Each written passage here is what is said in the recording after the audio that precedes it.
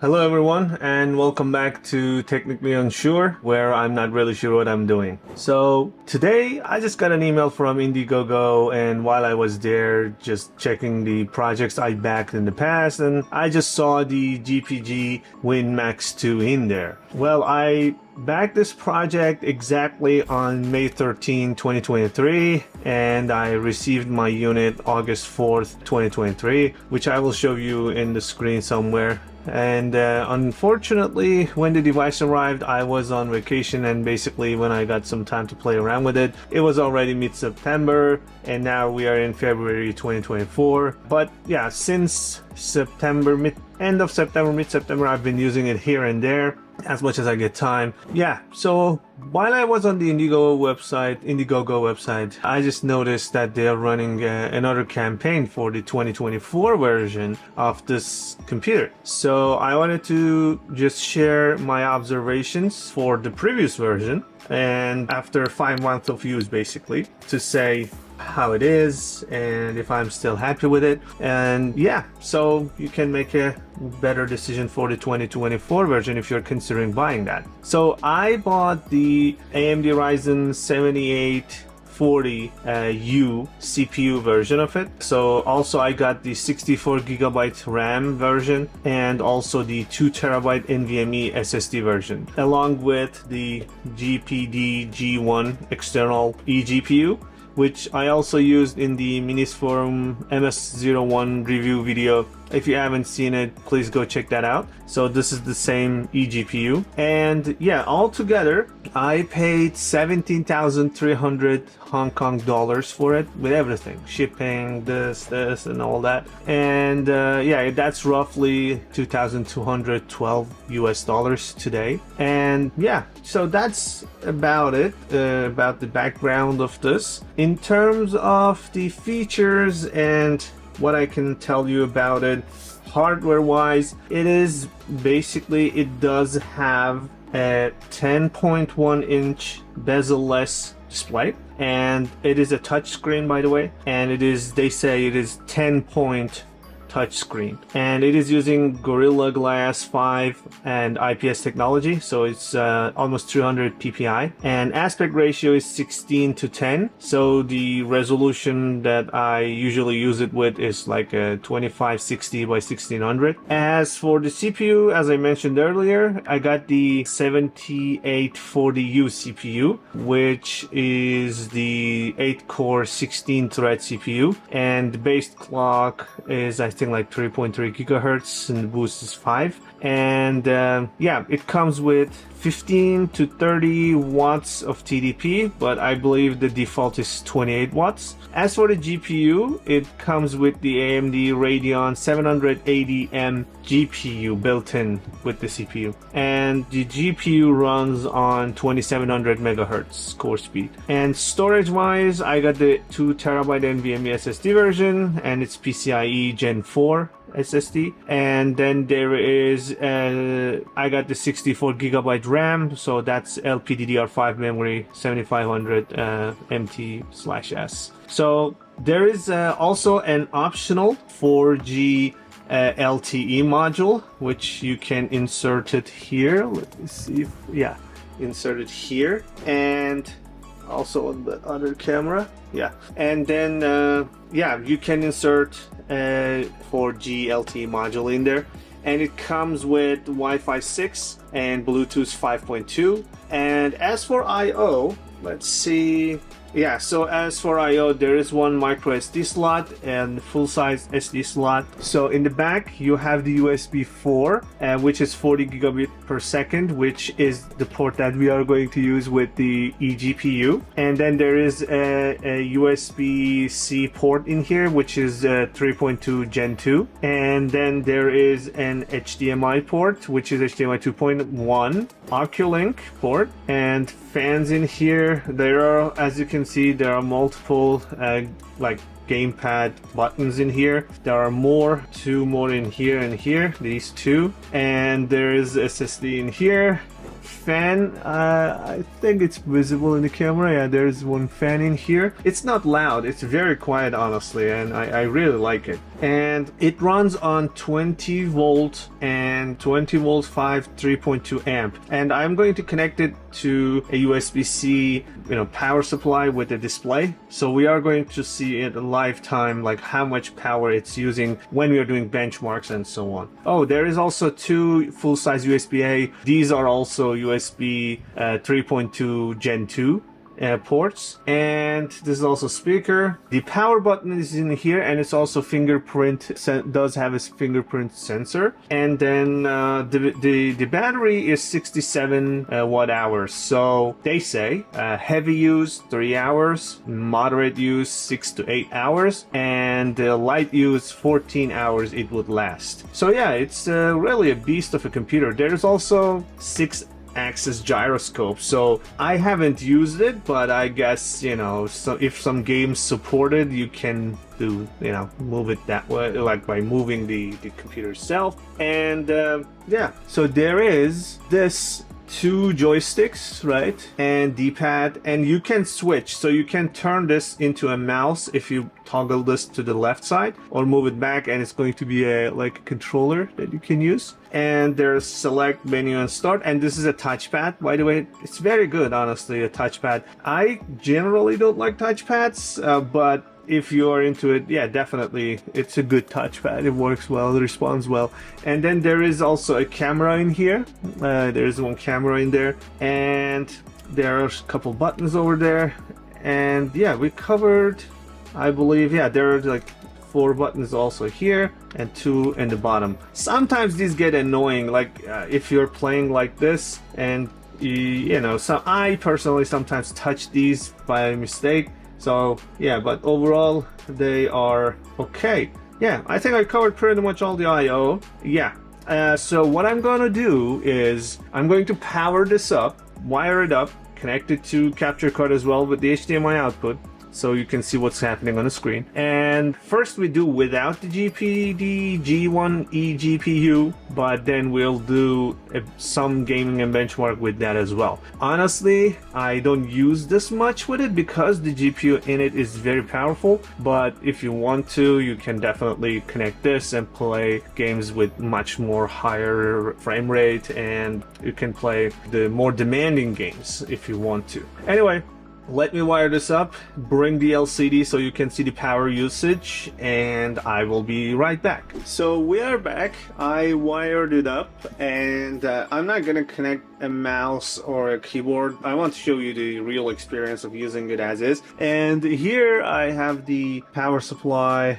USB-C power supply with a display, which the other camera is capturing at all times. So I will show you, the power usage as we are running it, and when it's idle. So right now, as I can see, it is using 20 volts and 0.3, 0.4 amps, which is idle, logged into Windows 11. I have it updated, and yeah, so 20 volts, 0.3, 0.4 volts when idle, even when you are in the Windows. So now I am trying to run some benchmarks. So this is the touchpad, and as you can see, the toggle is on the gamepad side, so this doesn't work. But if we switch it, now this turns into a mouse. It's very slow. I wouldn't use it, so I just use this. And here is right click if you click on the corner. Otherwise, it's this way. It's the regular left click.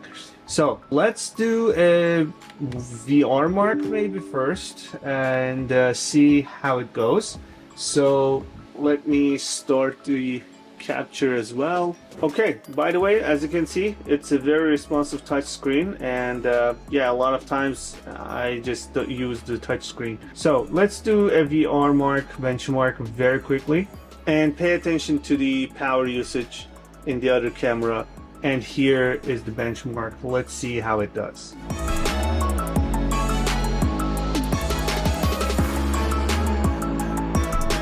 You can see the frame rates and everything as well. The frame rate is here, the GPU and memory usage and temperatures are there.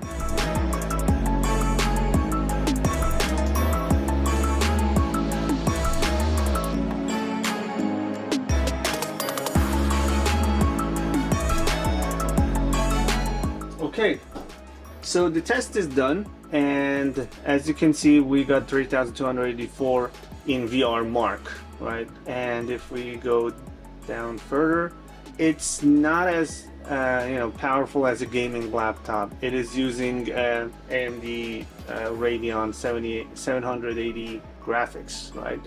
And yeah, so this is what we got. And if we wanted to do, frame rates are like around 71, where it was targeting 109. Let's do the 3D mark as well.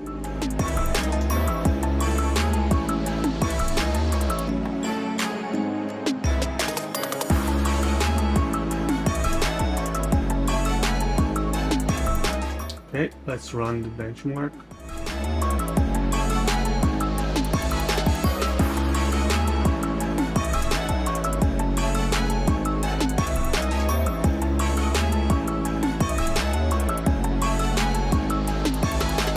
Okay, so as you can see, the graphics score is 437, and you can play, let's say, Battlefield 5 in 1440p Ultra settings, 30 frames per second. So it's not that great, but if you want something portable and you want to play a little bit high-end games, you can absolutely do with this computer. You don't need to connect with the external GPU, and this should do it really. Let me do also a CPU profile, CPU testing as well.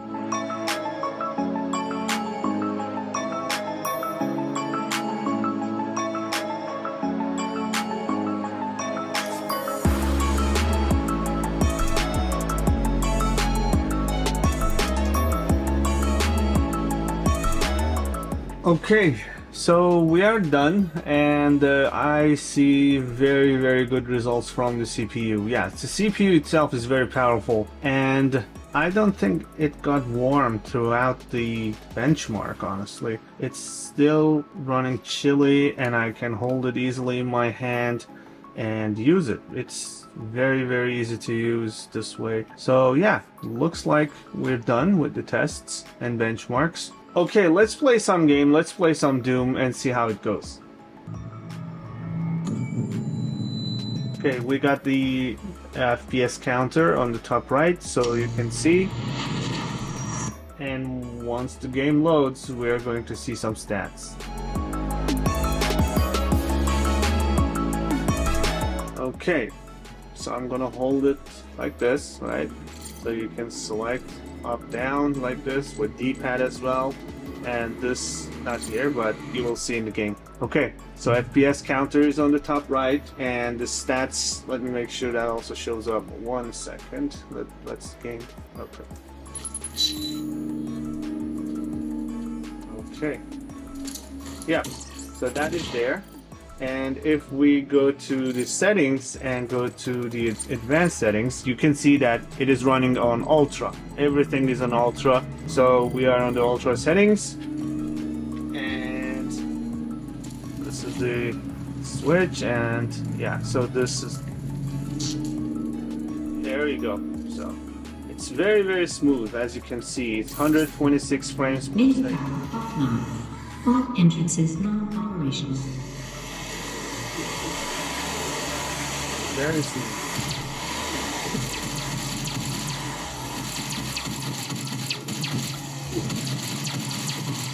Very playable, right?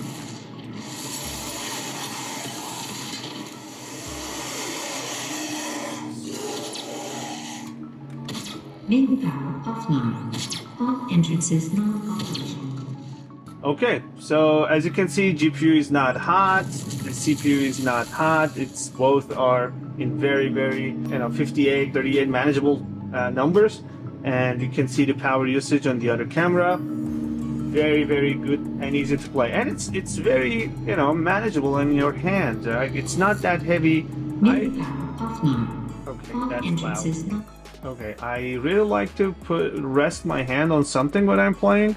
That's much easier. But yeah, you can absolutely play like this as well. And now let's play some Tekken 7 and see how that works. I just want to show you that also the buttons and everything is comfortable in your hand when you're playing. even these fighting games that, you know, requires a lot of fast movement between buttons and all. Okay, 60 frames, and I still don't feel any warmth or anything. It's still cool.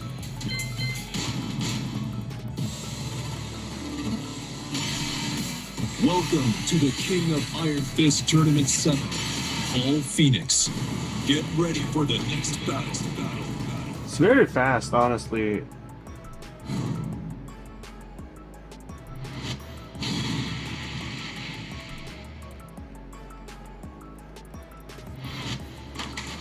Oh yeah, totally manageable.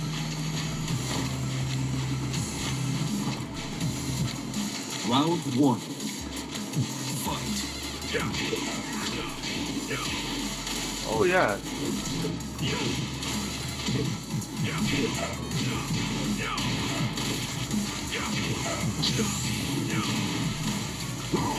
So 60 frames, right? KO. Yeah. Round Very, 2. very good, honestly. Fight. So that was the Tekken. As you can see, it was like 60 frames per second, and it was very, very easy to play. And I just wanted to show you one more thing. Let's do one without the power cable, right? So let me remove the power cable. Okay, so as you can see, it's on the battery now. Totally, just the HDMI is connected. Now, I guess let's play the Doom again. I just want to show you that without the battery, it's still performing very well.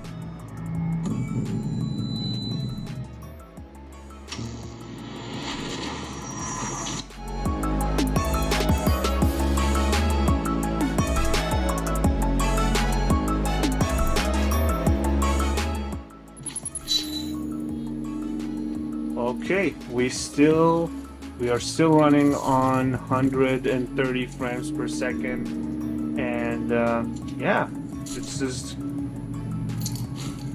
let's see. Yep, 97% of the GPU usage, 36% of the CPU usage, and 56 Celsius. And as I said, it's not hot in my hand. Yeah, it's very comfortable. Main power offline. All Very entrances comfortable. non-operational.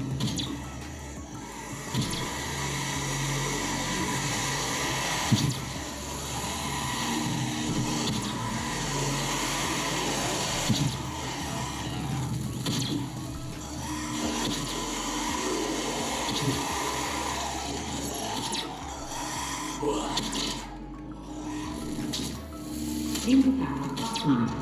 All entrances non-operational. Very good, very good. Okay, so with or without the power, it can still run these games very smoothly, as you can see. And it's performing very well with all sorts of games. And you can really keep this with you. And as I said before, I don't know if I said before, but it's 1 kilogram. So yeah, it's manageable in your hand. As I said, I would like to really rest my hand on something when I'm playing with it, but you can hold it up as well. It's not that heavy, and yeah, it plays games very well. The joysticks are very responsive. The buttons are plenty. You can configure them. But yeah, I'm very happy with this. And let me show you one more thing.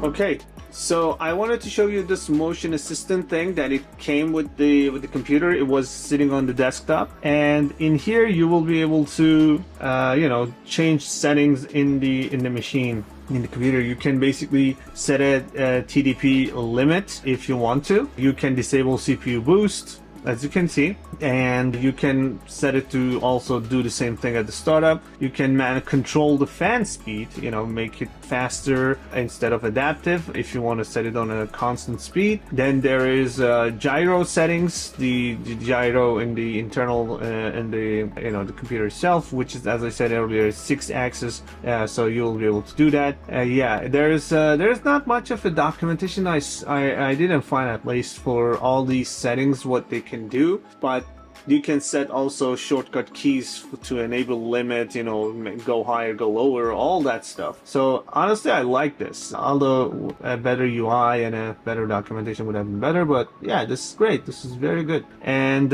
yeah, there is this one comes with the computer. It sits on your desktop, so when I got it, it was already there. There is also you know, there is another app that it came with the computer, which is ability to customize the buttons. The buttons in the front or the ones in the back, so you can choose. And yeah, these two buttons in the bottom, yeah, so you can switch and make them do something else. If you want to disable them as well, you can do that. So these two tools also comes with it. And the other thing that I wanted to show you is that Wi-Fi speed. So I always want to do that when you know, when the computers claim that they have Wi-Fi 6 and support, you know, max speed. So I have a Wi-Fi 6 you know, router very close to this. So let me do an iPerf3 bidirectional 50, and that's the IP address of my most outer edge router. Okay, not bad. That's good. 700-800 megabit per second. And honestly, when I was downloading those games for the Steam, it was always around 700 megabit per second. It didn't really go down, so it was constantly downloading at that range, which is very, very good, honestly. And anything else that I wanted to show you in this machine? So battery life, let's see. It's been on battery, so still showing 100%, but yeah, 2 hours though. So they were claiming under heavy use 3 hours. This says 2 hours, and it's not really that heavy. I mean, I was playing game, I'm out now, but yeah, so it is 2 to 3 hours. I don't remember. I usually connect it when I'm, you know, outside and want to play with it. I usually connect it to some power supply, but it is good. It is good. 2-3 hours you can game on it without any issues, any problems. And as I said, the screen is very good. The buttons, it's not gonna bother you too much. And anything else that I wanted to show you in here? Not really.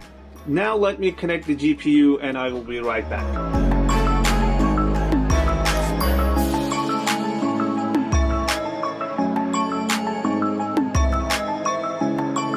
Alright, so I powered up the external GPU, I connected it to the USB 4 port, and now I'm going to power it on. And let's see what happens. Okay, that sounds good. Something is plugged in. There you go. And as you can see, this second one, the AMD Radeon RX 7600M XT, is that external GPU. So now I'm going to connect the HDMI cable to that one and do some benchmarks. Okay, so HDMI cable, which is what you're seeing on the capture screen, is connected to the external GPU. And now I just want to show you very quickly a 3D Mark result for a GPU, and we don't need to play all the games again. It's all going to kind of give us the similar results. And honestly, I've done a test on this on the Minis Forum MS01 video. If you want to, definitely go check that video out. But let's see how the results change in here and compare and show you the results before the external GPU and after.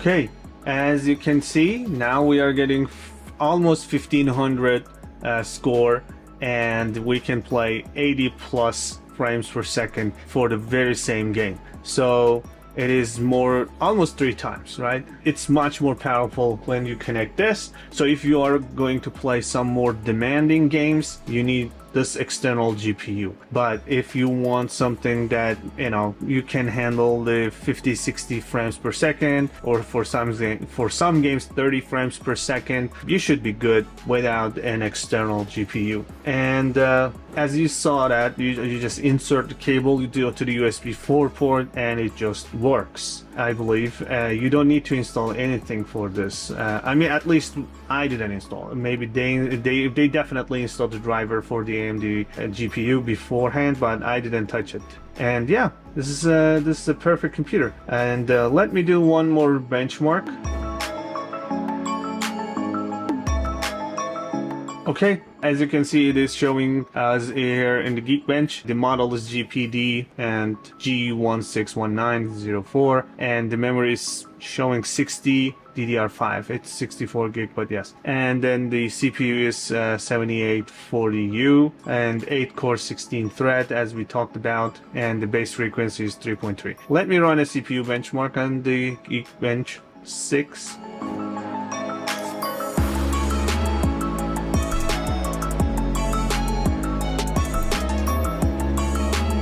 Okay, so here are the results from the Geekbench CPU benchmark for this machine, and single core 25, very nice number, and 10,741 for multi-core. Yeah, this is very powerful machine, as I said. You can even maybe use it like for work, you know, if you are not doing anything heavy. But yeah, this is a very good small tiny computer. Let me do also a quick GPU test as well.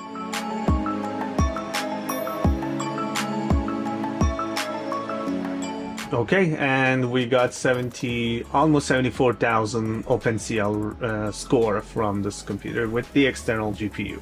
Yeah, so you can use this computer for work, you can use this for gaming, which is the main purpose, with all these joysticks and everything, all the extra buttons. There is a camera as well in here. Actually, I'm not sure what is the megapixel on that one. I will check and put it on the screen somewhere.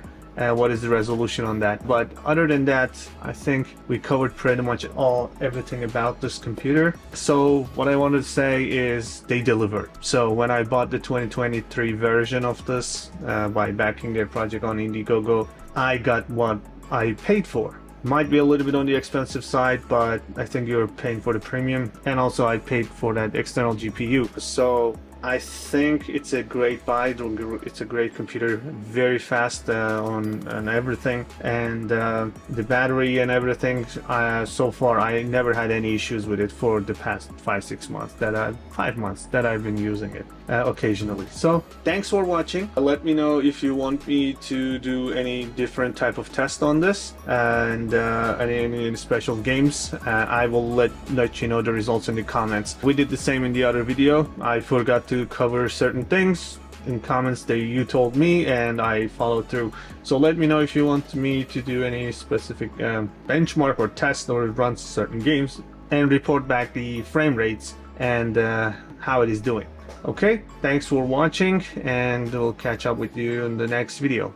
Bye for now.